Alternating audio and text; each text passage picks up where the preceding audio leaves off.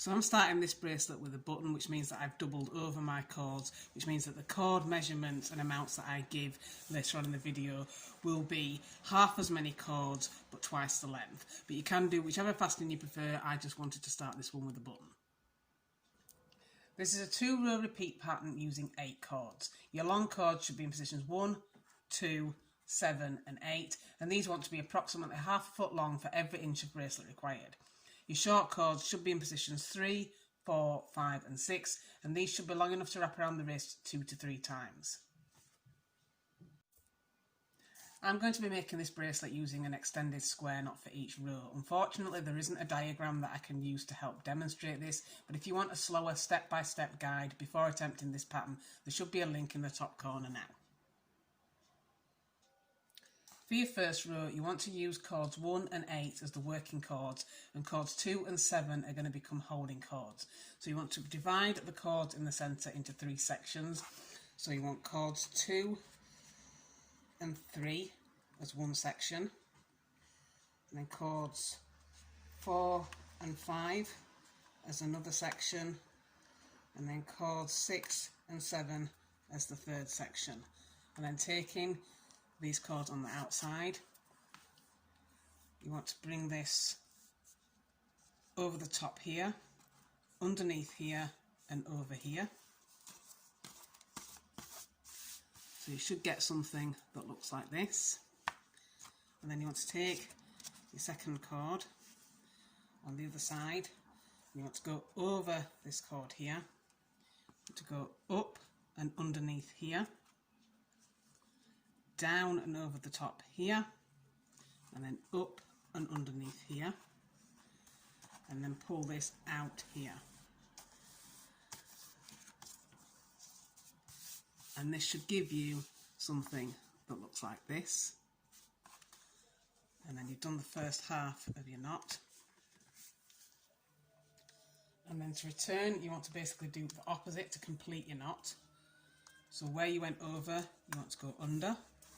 Where you went under, you want to go over, and again under where you went over last time. And then you want to take the cord at the other side, bring it under here, up and over here, under and down here, and up and over here, and then underneath here.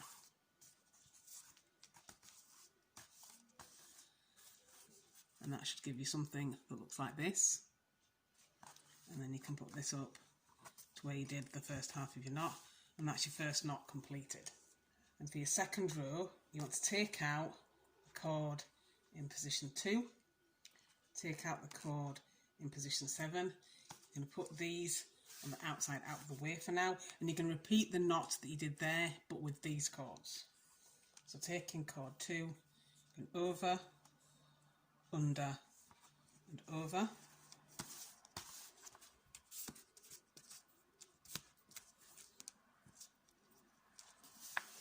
and taking cord 7, you want to go over, under and up, over and down, under and up, and again you should have something like you had before.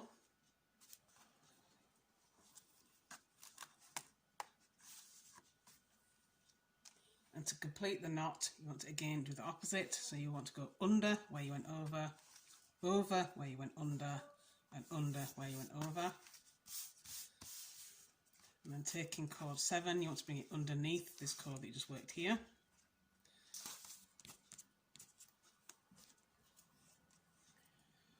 Over and up, under and down, over and up, and underneath here, and pull through.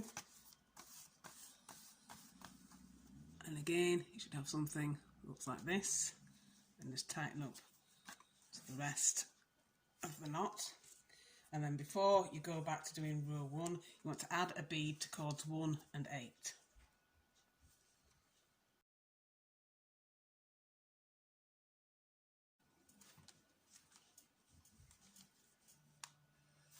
Just push your bead up against where it meets the knot, and then do the same thing at the other side.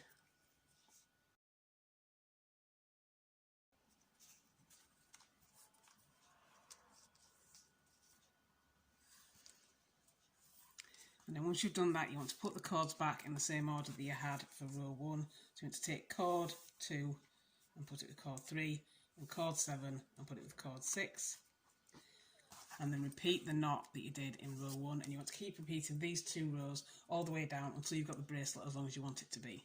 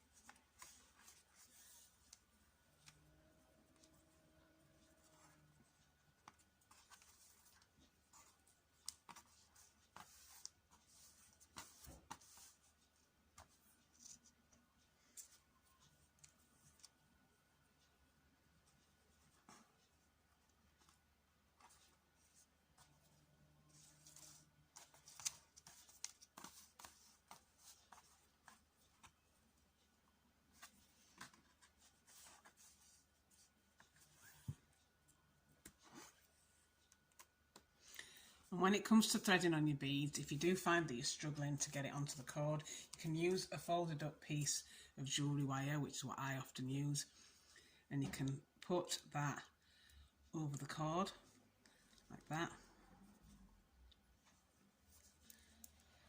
and then thread this through the bead, and then just pull your cord on.